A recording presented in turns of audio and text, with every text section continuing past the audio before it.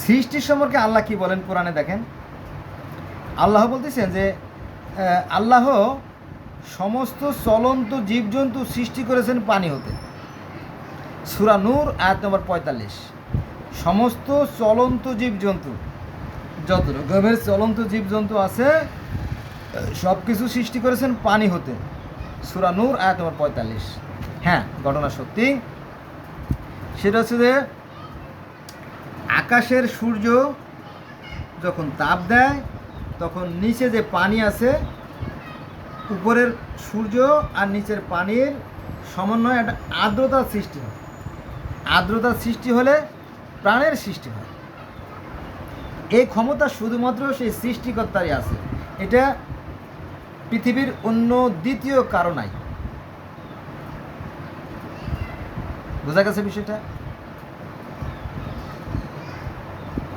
এবার আমরা বাস্তবে আসি। আপনার ঘরে ধান আছে, গম আছে, ছোলা আছে, বুট আছে, এগুলো যদি আপনি 1000 বছরও রেখে দেন ওইটা কখনোই অঙ্কুরিত হবে না, কখনো গজাবে না এবং ফসলও দেবে না। দেবে না। আবার যদি ওই বীজগুলো পানির মধ্যে ফেলে দেন তাহলে সেগুলো পচে পানির সাথে মিশে যাবে, মাছ পানিতে যে সমস্ত জীব আছে তারা খেয়ে ফেলবে, ওখান থেকে কোনো দিন ফসল তৈরি হবে না। কিন্তু সৃষ্টিকর্তা এই পৃথিবী সৃষ্টি করছেন, নিচে পৃথিবী আর উপরে সূর্য। তাহলে পৃথিবীতে আছে পানি আর উপরে আছে সূর্য। তো এই সূর্যের যে তাপের প্রভাবে পানির সাথে বিক্রিয়া করে আর্দ্রতা সৃষ্টি হয়। আর্দ্রতা সৃষ্টি হওয়ার ফলে দেখবেন যে বুদবুদের সৃষ্টি হয়, প্রাণের সৃষ্টি হয়। আমাদের দেশে সাধারণত কাতি অঘ্রাণ মাসে কৃষকরা আমন ধান বুনে, কারণ ওই সময় যখন বৃষ্টি নামে না, বৃষ্টি নামলে আষাঢ় শ্রাবণে তো বৃষ্টি এসে নামে, হ্যাঁ, আরে চৈত্র মাসে যখন প্রথম বৃষ্টি নামে তখন জমি চাষ করা হয়। জমি চাষ করে তারপরে বীজ বুনে দেওয়া হয়, তো বৃষ্টিতে ফসল তৈরি হয়। বুঝা গেছে? এখন পানির মধ্যে যদি বীজ দেন হবে না, পচে যাবে। আবার শুকনো ডাঙায় যদি বীজ দেন তাহলেও কিন্তু নষ্ট হয়ে যাবে, তাই না? হবে না।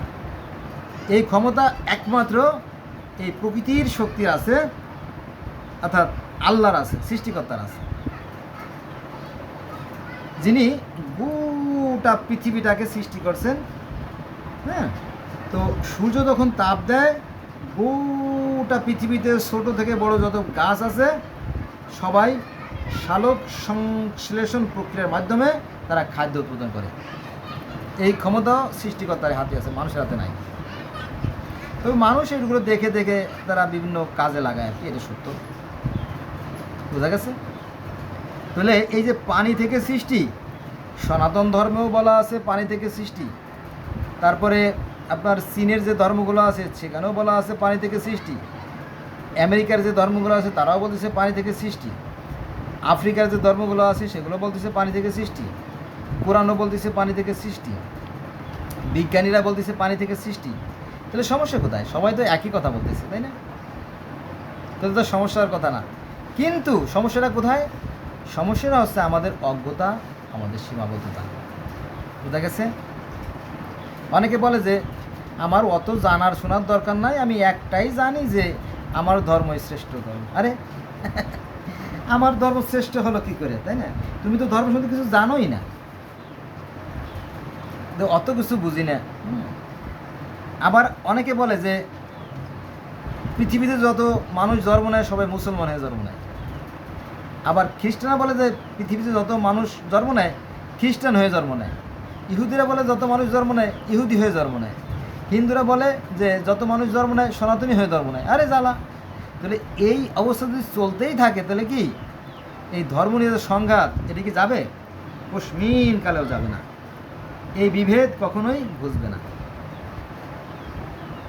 মানুষ মানুষ হয়েই জন্ম নেয়, মানুষ মানুষের পেটে জন্ম নেয় এবং সে মানুষ হয়ে জন্ম নেয়, পরে তার বিকৃতি ঘটানো হয়,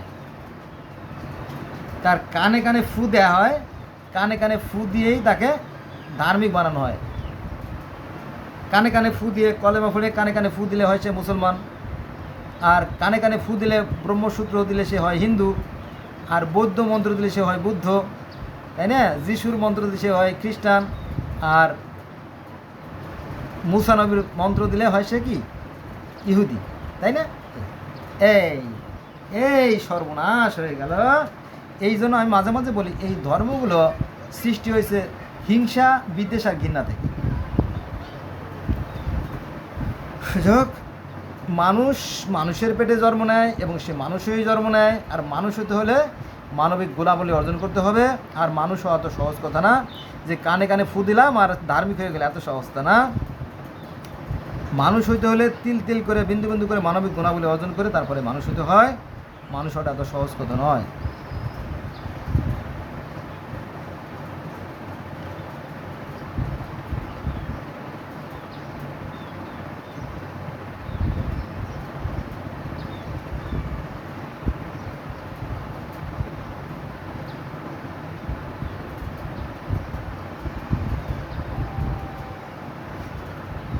বন্ধুরা, আমরা 6 মিনিট হয়েছে, তো আর একটা কোরআনের আর একটা আয়াত আলোচনা করি।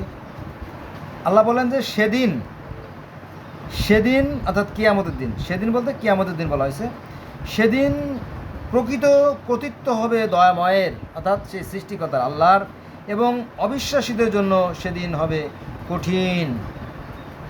এটা আছে সূরা ফুরকান আয়াত নাম্বার 26। বোঝা গেছে?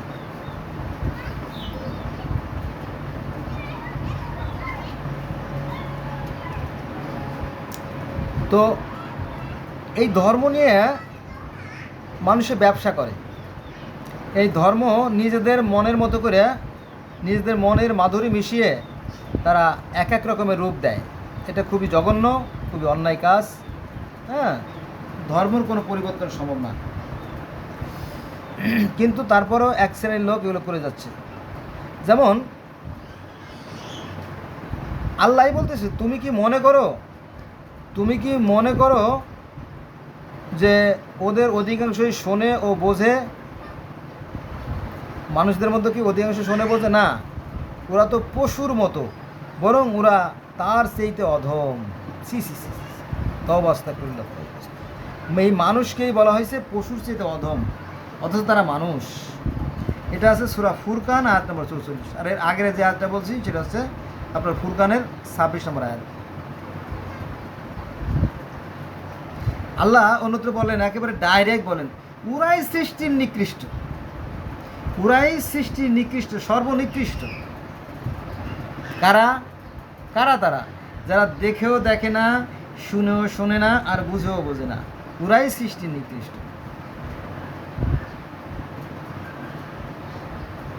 বোঝেন নাই?